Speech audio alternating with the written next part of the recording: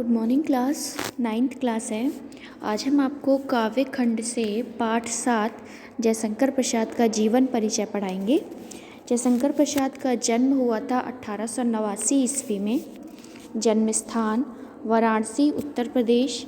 पिता का नाम देवी प्रसाद साहू, माता का नाम श्रीमती मुन्नी देवी और इनकी रचनाएं उर्वशी, झरना, लहर, एक घूंट, राजश्री, अजातशत्रु, छाया, इंद्रजाल, चित्रगुप्त, ध्रुवस्वामिनी, चित्रधारा, कामायनी, स्कंदगुप्त, इरावती जो कि अपूर्ण है।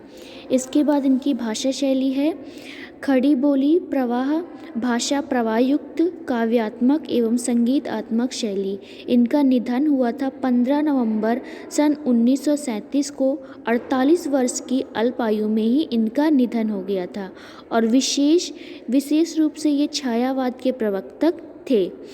छायावादी कवि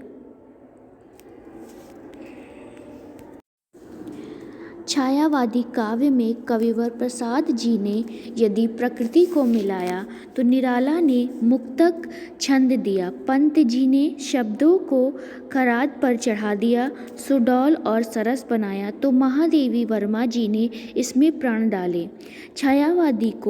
छायावाद को हिंदी साहित्य में भक्ति काव्य के बाद प्रमुख स्थान दिया जाता है।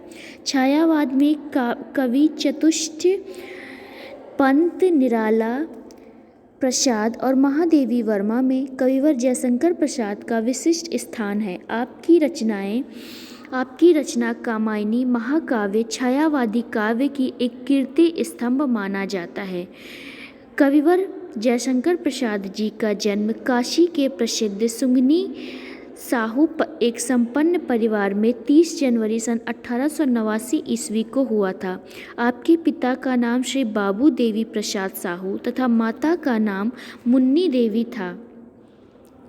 आपके बाल्यकाल से ही माता, पिता तथा बड़े भाई का साया उठ गया। परिवार व्यवसाय का समस्त बोझ आपके कंधे पर आ गया। 8वीं कक्षा तक शिक्षा पाने के पश्चात आपने घर पर ही संस्कृत, हिंदी, उर्दू तथा अंग्रेजी का अध्ययन किया। प्रारंभ में आपने ब्रज भाषा में कविताएं लिखीं, किंतु बाद में खड़ी बोली में कविता करने लगे। आपका जीवन सादगी और सफलता से परिपूर्ण था। अत्यधिक परिश्रम करने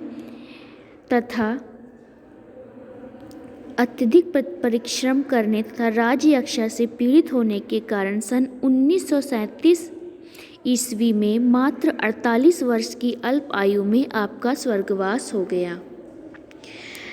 रचनाएं कविवर जयशंकर प्रसाद की 27 प्रमुख कृतियों का उल्लेख है जो इस प्रकार हैं। झरना सन 1918 में लिखी गई। यह छायावादी कविताओं का संग्रह है। इसमें प्रेम और प्रकृति के मनोरम का सुंदर चित्रण हुआ है। इसके बाद है आंसू, जिसकी रचना सन 1925 ईस्वी में हुई। यह कवि का काव्यविरह संग्रह है। इसमें प्रसाद की अनुभूति, व्यक्तिगत निराशा के गर्त को निकलकर विश्व वेदना के साथ तदमय स्थापित किया। लहर सन 1933 में लिखी गई। इस कृति में छायावाद की पूर्णता रूप प्रवलित हुआ। इसके बाद कनक कुसुम सन 1913 में लिखा गया। इसमें फुटकर रचनाओं का संकलन पाठनीय है। फिर है रचना प्रेम प्रतीक सन 1913।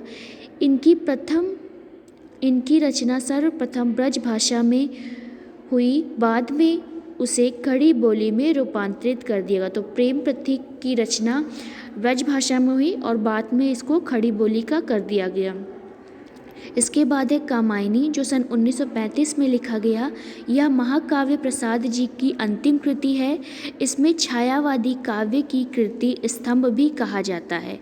इसमें मनु तथा श्रद्धा के माध्यम से मानव को हृदय, श्रद्धा तथा बुद्धि, इड़ा के समन्वय का संदेश दिया गया है। गद्य कृतियाँ नाटक हैं, जिसमें नाटक है करुणालय, सज्जन, कामना, विशाखा, अजातशत्रु, स्कंदगुप्त, चंद्रगुप्त, एक घूंट, ध्रुवस्वामिनी, जन्मे का नाग, यज्ञ और कल्याणी परिणय। इसके बाद है उपन्यास, जिसमें कि कंकाल, तितली, इरावती जो कि अपूर्ण है। तो इनका जो इरावती उपन्यास है वो अपूर्ण है। इसके बाद कहानी संग्रह, आकाशदीप, छाया, प्रतिनिधि, आंधी, इंद्रजाल। फिर है निबंध संग्रह, काव्य कला तथा अन्य निबंध, रंगमंच, मौर्य का राज्य परिवर्तन, यथार्थवाद और छायावाद। भाषा शैली, प्रसाद जी की भाषा पूर्णतः साहित्यिक, परिमार्जित तथा परिष्कृत थी। इसमें ओज, माधुर्य के साथ प्रवाह का गुण देखने को भी मिलता है। अपने भावों को व्यक्त करने के लिए आपने लक्षणा, व्यंजना, शब्द शक्तियों का विशेष आश्रय दिया। काव्य शैलियों के विशिष्ट शिल्पी कविकार जयशंकर प्रसाद का समग्र काव्य विविध शैलियों के प्रयोग से चमत्कृत हुआ। संगीतात्मक तथा लय पर आधारित आपकी शैली अत्यधिक सरस तथा मधुर है। काव्य सौंदर्य में आपकी विशेष रुचि थी। श्रृंगार, वीर तथा शांत रस के साथ प्रायः सभी रस इनके काव्य में देखे जाते हैं। वास्तव में प्रसाद जी व्यंग देवी के प्रसाद ही हैं। इनमें कल्पना की अद्भुत क्षमता, राष्ट्र की अभिव्यक्ति और शाश्वत संस्कृति प्रेम पाया गया। आधुनिक युग में के सर्वश्रेष्ठ कवि में प्रसाद जी का स्थान सर्वोपरि है।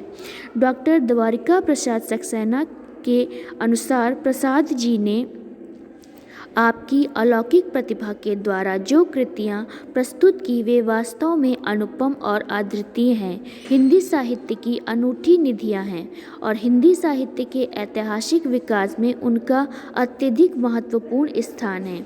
तो ये हो गया जयशंकर प्रसाद का जीवन परिचय। तो बच्चों आप इसे अपनी कॉपी में नोट कर लीजिएगा। इसके बाद आपके कोर्स में है जयशंकर प्रसाद की कविता पुनर्मिलन, वो हम आपको नेक्स्ट वीडियो में पढ़ा देंगे। आज के लिए बस इतना ही। Thank you.